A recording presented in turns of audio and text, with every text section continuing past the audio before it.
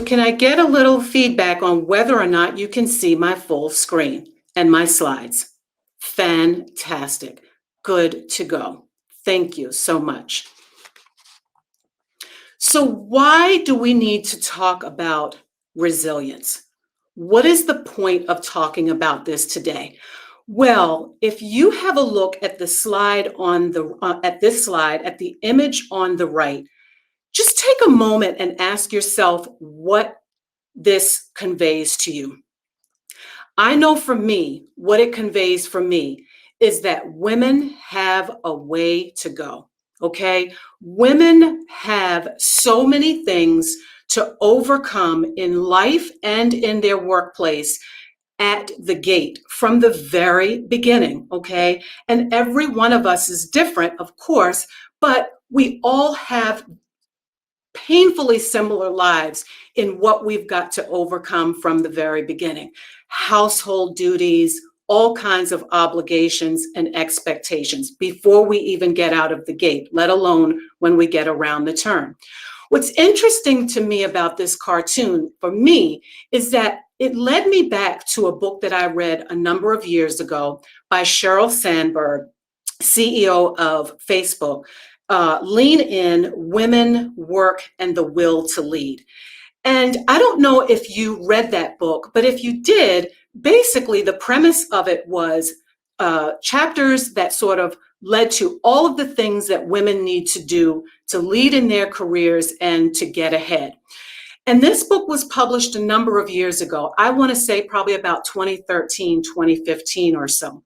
And at the time, for me, it evoked a very visceral response because I thought, lean in. Maybe there are things I need to be doing more of. But the thought that came to mind then and still comes to mind now is, how do women in particular lean in without falling over and collapsing? So that's the question. How do we lean in? How do we work and get the will to lead when we've got lives that reflect what's on the right side in that cartoon? Why else do we need to talk about resilience? Well, it's kind of obvious. When we look at the data and we look at the numbers, we know that COVID-19 dealt a major setback to everyone. And this study by the McKinsey and Company that came out from McKinsey and Company basically shows workers are considering downshifting their career, but not leaving the workforce. That was in 2020, right? And at the rate of that, if you look, men 13% with children under 10 years old, women 17%, parents overall, men 11%, women 15%.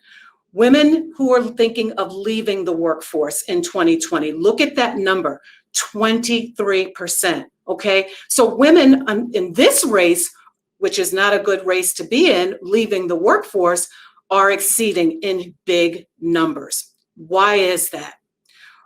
Sorry about that. Women are feeling more pressure at work than men are. That is a fact. Again, looking at the data, we can see very clearly where mothers are stacking in relation to dads, what the expectations are, whether how the data aligns with senior management in women versus senior management in men versus women. And we can look at just look at the color codes here. Look at the number of people who are in the blue zone and are reporting feelings of complete exhaustion. And the effects both at work and at home, it's not just here in the United States where I am, certainly. This is occurring even at a worse pace for women in emerging economies. Again, looking at healthy and safe worksite place concerns, looking at mental health, looking at workload increases. Respondents are showing across the board in emerging economies that they are feeling the brunt of COVID-19 and all that came along with working from home, teaching from home, balancing household responsibilities. I don't know about you, But for me, when things went over to, virtual work, I found myself working more doing virtual work than I had been when I was working in person, because of just the expectation of Zoom calls, working with teams on opposite coasts, different timelines. I'm here on the East Coast. I have a colleague working on the West Coast. That means if I'm up at, if that person's wanting to get on a call at their 5 p.m., it's 9 p.m. for me. So a lot of things changed with COVID-19. I always thought this was interesting too, because the point about leaning in was that women needed to be doing more. Here's a list of things that you could be doing to lead in your workplace. Our former First Lady of the United States of America, Mrs. Michelle Obama, was quoted in Guardian magazine as saying, you know what? Let's cut it out. This business about having it all, no. You can have it all, but you can't have it all at the same time. That's a lie. It's not always enough to lean in, because guess what? That doesn't work all the time. And if you agree with our First Lady, Michelle Obama, I just want to see a quick little raise of hands, because I know for sure for me, she nailed it in that statement. I have young adult children, and I can say beyond a shadow of a doubt, you cannot have it all at once. And I'm not even sure if you can have it all. Depends, that everyone's life is different. And that's what I'm going to share for you today. This image here, this slide, speaks volumes to me. And if you want to just look at one image on the left and the image on the right, you just say to yourself, what's the difference? For me, 2014, the first 2 years out of my career, first 2 years out of graduate school, on the left, on the right, 2021, where I am now. Here's the difference. And I'll tell you, I was completely exhausted. I was burned out. I was stressed out. I was angry. And I'll tell you why I was angry. I had spent thousands upon thousands of dollars going back to graduate school. I had a vision of what I wanted for my career. I was so excited when I took my board exams, and I had all these thoughts of what I wanted to do in healthcare, the kind of teaching I wanted to do, the kind of coaching that I wanted to do, the difference I wanted to make in people's lives. Well, I may have been making a difference in people's lives, but I wasn't making a difference in my life. And that's where this presentation comes from, my life and the difference that I've been able to make for me and to share that with so many others. So let me get right into that for you. The road to resilience. Life is complex. And I think this is what Mrs. Obama was referring to, that each one of us has our own path. There are no self-help manuals. There's no formula. There aren't any easy answers. And the right road for one person is the wrong road for another. The journey of life is not paved in blacktop, as M. Scott Peck says here in this quote. It's not paved that way. What you're able to do in your life with your family is totally different than what someone else is able to do. And for me, in my leadership, I try to keep this at the forefront of my mind, because I feel like as a leader, and for my employees, for my staff, if I come from this place of knowing that my life is just as complex as theirs is, I'm going to engage with my employees, my staff. I'm going to engage with them much differently if I start from this place as a starting point, and not thinking that what I'm able to do, they should be able to do also. Is resilience a skill, or is it a trait? What do you think? A lot of times when people hear the word resilience, they define it as, well, it's the ability to pivot and change, right? It's the ability to adapt under pressure. Or what we heard a lot of at the beginning of COVID was the ability to bounce back from adversity. Some people think that it's, well, I'm really resilient, I'm strong, I'm going to keep everything in order, nothing's going to go wrong, I'm going to keep the whole team together, right? So those all sort of outline skills, things that we're able to do. The American Psychological Association says that Resilience is the process of adapting well in the face of trauma or tragedy, threats, significant sources of stress. I say it's a skill and a trait. Some people have innate skills, okay? It's complex. These skills are learned and they're innate. Some people are born with certain personality characteristics. Their home environment is different, so it's automatically going to sort of lead to a different set of skills. What I will say about resilience is it's dynamic. It exists across a continuum. It's dependent upon a lot of internal and external factors, and it's definitely influenced by your own personal experiences, ideas, your values, and let's be honest about something. The nature of the stressor is really important. Being resilient after an illness is not the same as being resilient after a global pandemic. Being resilient after bouncing back, so to speak, after the flu or after, a temporary, a surgery or something or other is not the same as resilience after getting a diagnosis of breast cancer, or my dad is now diagnosed with Alzheimer's disease, and now I've got to care for him and the children and go to work, and my team leader wants me to lead up this presentation. That is entirely different. So we can't expect that resilience will be the same thing for everyone, and we certainly can't expect it to be the same for every situation. And as I said, some resilience is innate. Some people have natural personality traits that they're just born with. They're curious. They see challenges as opportunities to learn and develop new skills. They just find humor in every situation. I mean, I know you know people like this because I certainly do. Some people are just able to find meaning in every situation. Everything happens for a reason, and then they go off finding what that reason is, right? So some people are just naturally like that. There isn't any course that they took. There isn't any book that they read. They're just born that way. And then some people have like that. They're really in touch with their gut feeling, their intuitiveness. So it's like, no matter what happens, I'm going to trust my gut. I'm gonna see where this leads me. I'm gonna figure this out. They just have those personality traits that they're born with. And amen to those folks who are naturally curious, can find humor in every situation. I can find humor in some things. I can't find humor in everything, but good for those people who can, and good for those who can find purpose and meaning, and definitely good for those who have learned how to hone in to their own intuition.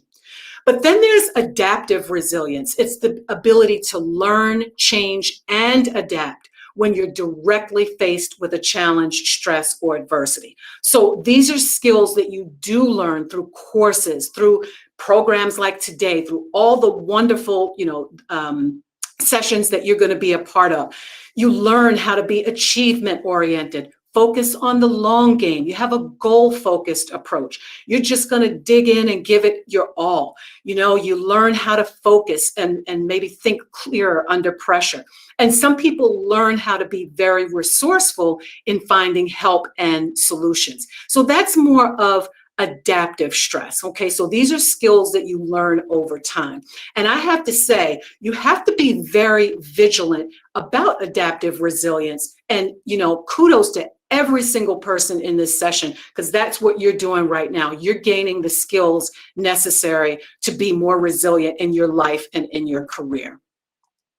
So as I said, the bottom line is resilience is a set of strengths that just helps us to recognize stress, create balance and equanimity, which is just a fancy word for homeostasis, and ultimately handle stress, change, and adversity in a more positive manner. Doesn't necessarily mean bouncing back or any of that kind of thing. It's just digging in to get the strengths that we need for sheer survival and to then thrive from what that experience has been. So how does stress show up in your life? And how does stress impact your ability to lead? Now, I can say for me, self-awareness is the first and most important step in personal development and for effective leadership. How do you model stress management for your team? I know for me how stress shows up in my life. I'm short-tempered. My ability to focus is not there. When I'm stressed, I'm a little bit, I'm not as friendly or as engaged. I can be a little bit, off to the side. You have to be aware first and foremost and honest with how stress shows up in your life and in your leadership. Okay, so that really is the first step. And as I said, why does resilience matter specifically for women? Because what have we heard over and over and over? Women are too emotional. Women can't handle stress. Women just aren't as ambitious as men. Here's one I heard that I thought was really interesting, and this is real. Well, women take care, but men take charge. Okay. Women are bad at negotiating.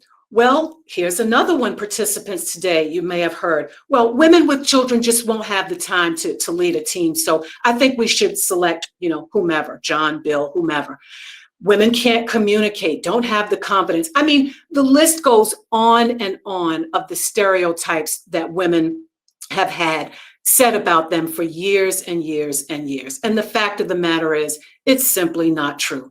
Here in the United States, when we have gone through our recent elections, a lot of that came up again, of course. And I'm sure that folks who live in countries around the world where you're, in your country, if you have women leaders, you know that you've heard that too. The problem is, this is why resilience matters. There aren't enough women leaders in the world. We need more. We need so many more women leaders. State level, county level, government, healthcare, technology, payments and finance, you name the industry, we need more women leaders. And that's how I feel. And you can't argue with that.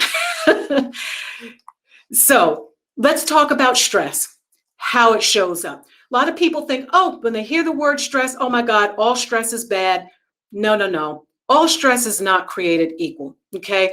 In Eastern philosophy, which a lot of my work is centered around in my coaching, it's about finding peace, okay? Stress is just the absence of inner peace. It's not something that we need to, lose our minds over. Whereas in Western medicine and Western philosophy, it's loss of control, okay?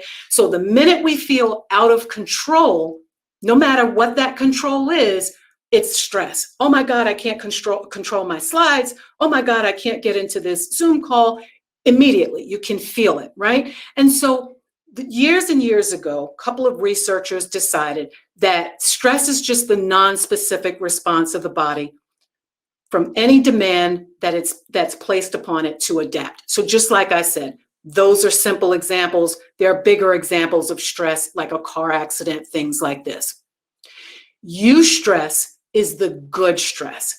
That's the stuff that gets us motivated. Yeah, it's a little painful. Yeah, it's a little stressful, a little annoying, like me trying to figure out my slides and my technology, but it's not going to cause any major damage. I'm not going to have heart disease because of today's event, right? I figured it out. Tech support helped me. You guys are here supporting what we're talking about. You're engaged. That's eustress, right? What we're talking about in this presentation and focused on is distress. It is those real or imagined threats, those continued feelings of fear and anger that really do collectively change the way we lead our lives and lead in the workplace. So acute stress is just short in nature, like I just described. Something that happens, it's done, it's over, life moves on. But chronic stress is the stress that leads to physical, physiological, and psychological strain, and damage is our concern over the long haul. That's what we're talking about with COVID. Now that we're in what we think is post-pandemic or the near end of pandemic, we're looking at the effects of chronic stress because it's been well over a year that we've all been in this pandemic. So as I said, actual threats or perceived threats. Some perceived threats, let's talk about those because we already know what actual threats are: burglary, car accident, things like that. But perceived threats are things that we think, what did Susan or Jane or Mary say at the meeting? I wasn't there. How was I represented? What did they say? You get the minutes after the meeting and it turns out you're no longer going to be the team lead. Well, how did that happen? What did they say? So there are these perceived threats that could be real. We don't know what was said, that leads to a whole lot of fight or flight response in the body. And let's just quickly talk about those 4 stages. You've heard of this, fight or flight. It's that stage 1 where the stimulus comes in, all 5 of our senses are on 10, could be a loud noise, could be smoke, could be something someone said. Stage 2, the brain figures out, uh-oh, something's going on here. I don't know what it is, but it's not good. The body stays activated, aroused, hyped up until the threat is over. And then stage 4, hopefully, the body returns back to homeostasis or calm once the threat is over, right? Okay, but here's what happens in fight, flight, and fright. Your heart rate goes up, your blood pressure goes up, you're breathing more rapidly, blood vessels are opening, blood sugar is pouring out. There are all kinds of things happening, but I want you to tune into this bottom number 10. There is a release of really critical hormones called cortisol, epinephrine, and norepinephrine. I want you to see what cortisol does for you when it is released. Cortisol is like the 911 operator. Just always remember that.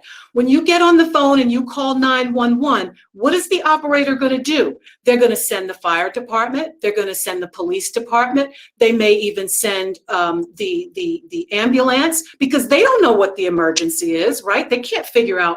They don't know. They're just going off of what you said. Oh my God, I've got a fire here, but they don't know if someone's burned or injured or smoke inhalation. So they got to send the whole team. That's what cortisol does. Cortisol is the 911. It's going to shut down everything that doesn't need to be opened, and it's going to reserve the things that you need for emergency. So just think of that 911 operator. They're not going to have all the roads open. They're going to shut off some roads because if they've got to get that ambulance and fire truck out of there, they can't have all these cars coming from different directions. So cortisol is going to shut off other things, and these are the effects that you're going to see in your physical body, okay, from the release, the chronic release of cortisol.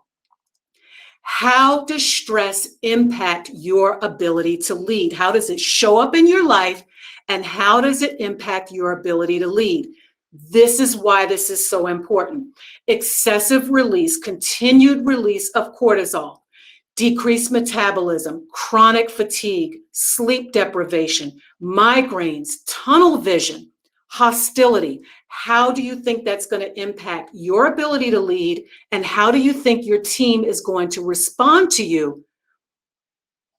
Oh, okay. How do you think I was looking at the chat there just for a second. How do you think your team is going to respond to you when you are hostile, when you have tunnel vision, when you're not looking at the big picture? And it's not you. It's the effect of stress on your body, right? Stress is different from burnout.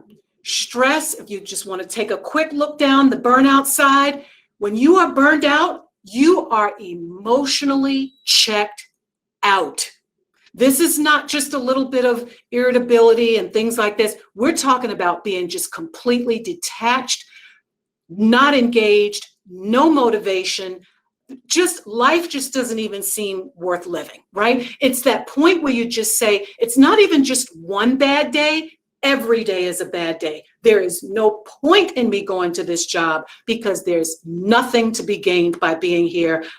I'm at my wit's end. And I'll tell you, if you read any headline today, more people are in the burnout column than they are in the stress column. So I want to talk about the way out, radical self-compassion for resilient leadership. What is self-compassion? It is an ongoing internal and intentional practice that allows us to embrace ourselves in the midst of difficult circumstances. What are you talking about, Angel? I am talking about the ability to change how we show up in the world, to change how we lead, and more importantly, back to that slide about stereotypes, to change how we are perceived in the world as women. Because I have met more kind, supportive, engaged, really great women leaders than I have not, okay? But what changes things is that cartoon in the beginning that I showed you. When you've got so much that you've got to overcome, it changes how you show up in the world. And I know that from experience. Radical self-compassion is not the same as mindfulness. I want to be sure to share that with you. Mindfulness is awareness, okay? Mindfulness is just like meditation. It's like getting still. It's creating spacious awareness. What do I know now? What am I experiencing in this moment? It's just like awakening up, okay? But self-compassion is the ability to be with what we are experiencing. I know I am feeling anxious in this moment. I am feeling nervous about what happened at that meeting. I'm feeling that. Now, how can I be in that space? How can I figure out what I'm feeling and what I need in this moment, okay? That's what self-compassion practice is. Self-compassion practice will awaken the understanding of, no, I'm not angry. No, I'm not bitter. No, I'm not, depressed. What I'm actually feeling is I'm feeling abandoned. I'm feeling like, my team is not supporting me. I feel like I need to be supported. That's what self-compassion practice is. It's not self-care. Let's be clear. It's not self-care. It's not pampering. It's not taking the day off. It's not selfish. It's not self-pity. It's none of those things. Because what I found in my experience was I was taking days off. I was taking vacation, and I needed a vacation from my vacation. The day before my vacation was over, I was planning the next vacation. That was what burnout looked like in my life. It had nothing to do with taking off or self-care or getting nails done or a massage or anything like that. I could have had 50 massages in 1 week and it would not have made a difference. Compassionate people tend to have a greater degree of happiness and satisfaction in their lives. They tend to have greater perspective on their problems. They're able to connect with others. And in the workplace, this is where it really shows up. When you are compassionate, you're able to stop thinking about the report that needs to be done, the data that should have been in my email. What happened to Mary? She said she was going to do this, when you know that Mary just said that her dad was just diagnosed with cancer, okay? It is not important in that moment to worry about whatever the report is. How can I put that task aside, and how can I connect with Mary? How can I connect with Tyra, whoever, in this place of suffering? How can we connect with people in their time of need? Because as I said, what happens is the amygdala hijack, that cortisol, there's a part of your brain that literally gets hijacked. You just, incoming information, incoming cortisol, rush of cortisol and norepinephrine and epinephrine. Next thing you know, you're just off to the races, responding. And then guess what happens when all of that calms down? Guess what you're left with? Regret.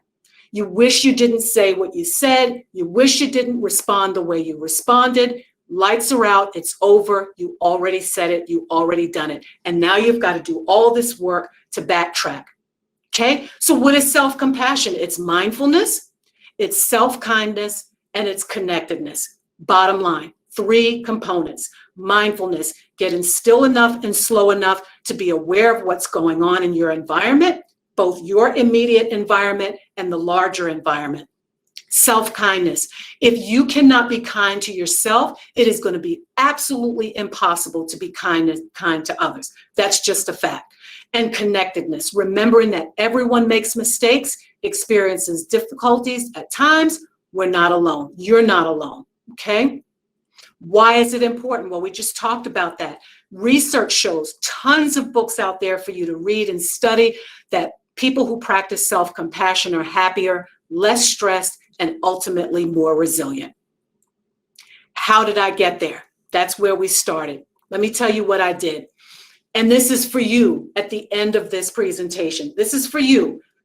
Absolutely for you. I want you to lead with this. I had to create a structure for myself. I didn't need another vacation. I didn't need a day off. I didn't need, a massage and all those gifts. I needed some practical tools and strategies. And so what I did was I built that for myself. And then I said, you know what? I wonder if there are other people who are feeling what I'm feeling. I'll just put this together and see what happens. I put it out in my clinical practice, in my coaching work. I started talking about it, sharing my story. And before you knew it, here we go with this whole radical self-compassion practice. And why I say it's radical is because you have to be downright vigilant. This has to be your space, your time. This is what you are committing to, hands down, no negotiation. There are 8 steps to this. 7 steps. RET.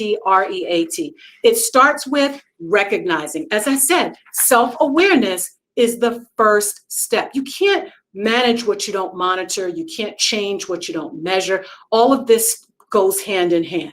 Second step for me, and you're going to get this, you don't have to worry, you'll get this at the end. You're going to evaluate. Start with a strong why. Why do you need, want, and have to have regular retreat time? I'm exhausted. I don't like my work anymore. I'm feeling burned out. I keep forgetting things. My relationship with my kids is changing. You always want to tie your why to a meaningful purpose, and you want to connect to your core values. Why do I need self-compassion? Why do I need this practice in my life? What are my values? Me personally, I value the people who choose to work with me and for me. I value the people who trust me to be their health coach, to be their clinician. It is an honor and a privilege to be a clinician, okay? It is a privilege.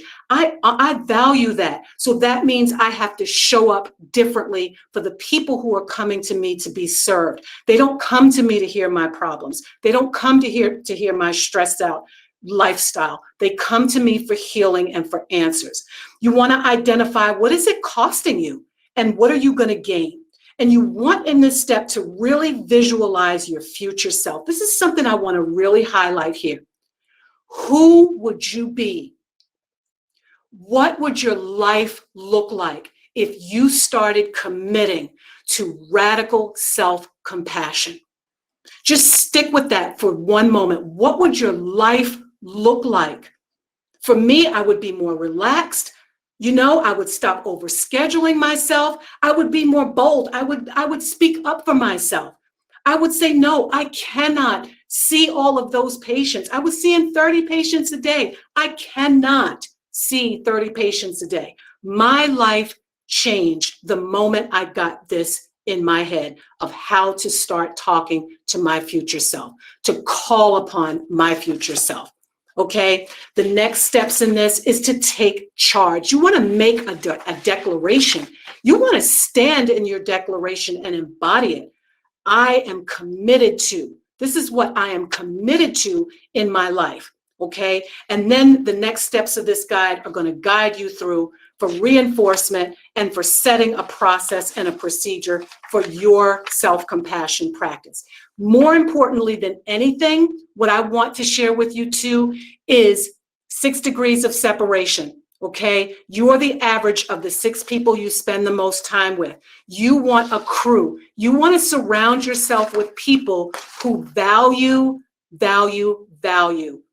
their self-compassion practice, who value their time, who want to show up in the world in a different way, okay? And I want to get to that last slide where you can go, and I want to preserve some time if we have any for questions. Want you to grab this tool. Just grab it, set it aside, share it with your team, share it with the people that you love, okay? Share it widely, use this tool. It's the full worksheet that I came up with, and there are valuable tools in there for resilient leadership. So I'm not sure how much time we have left, but I can address any questions that anyone may have.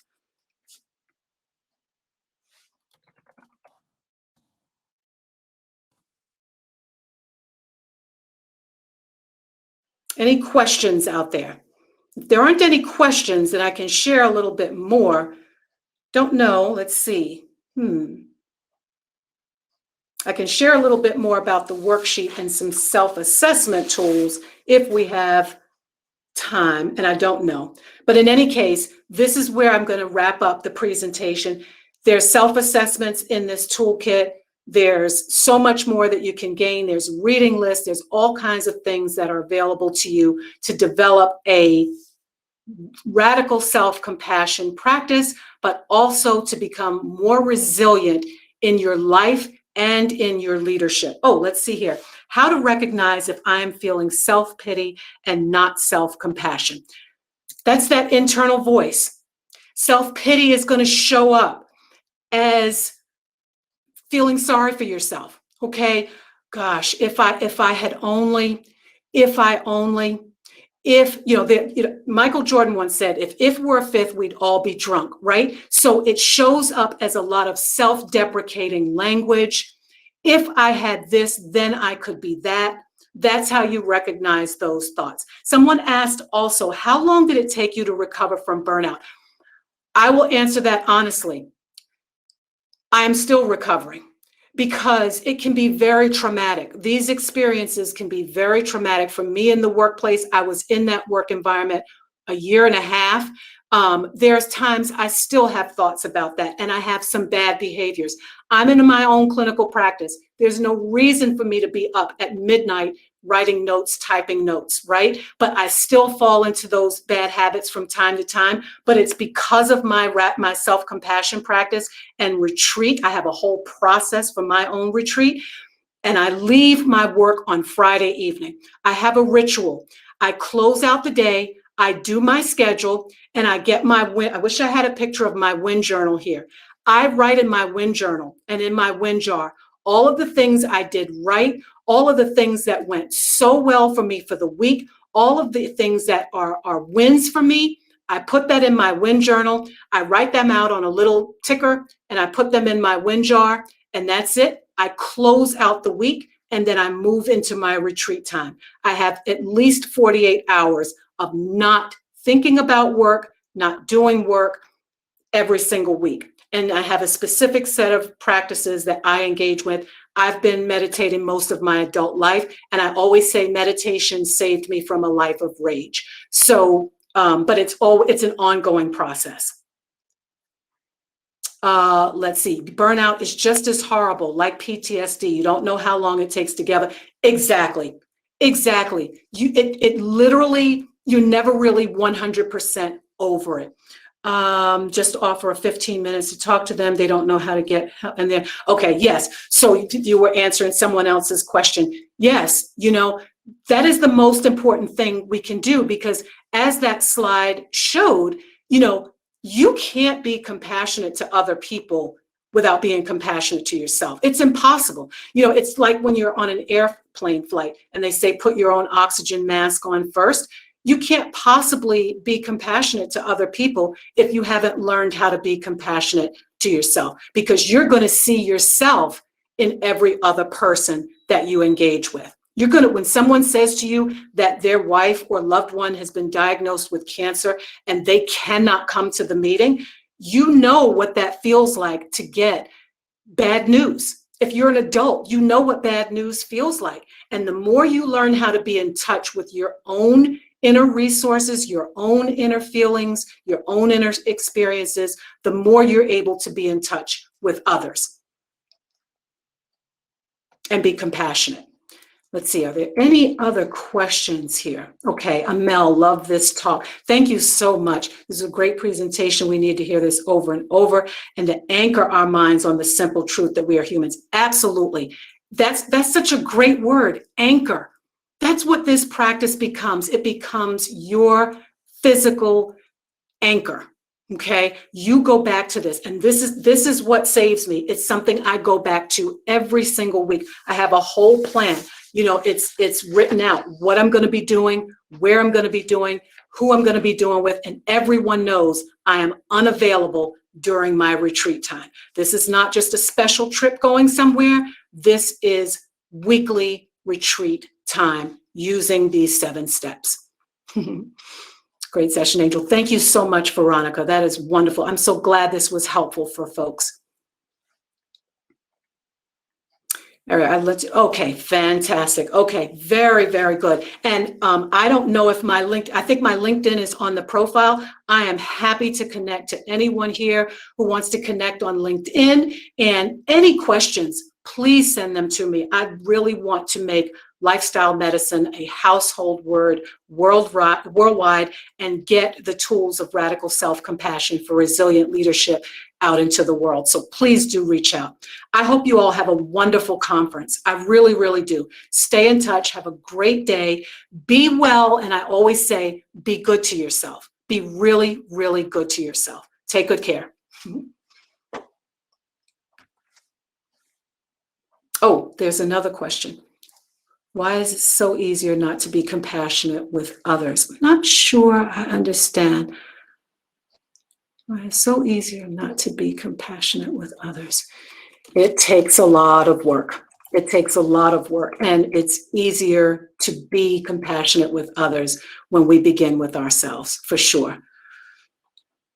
Okay, I think that might be the end of our session. So take good care, everyone. Be well, be good to yourself, and please do stay in touch. Bye-bye.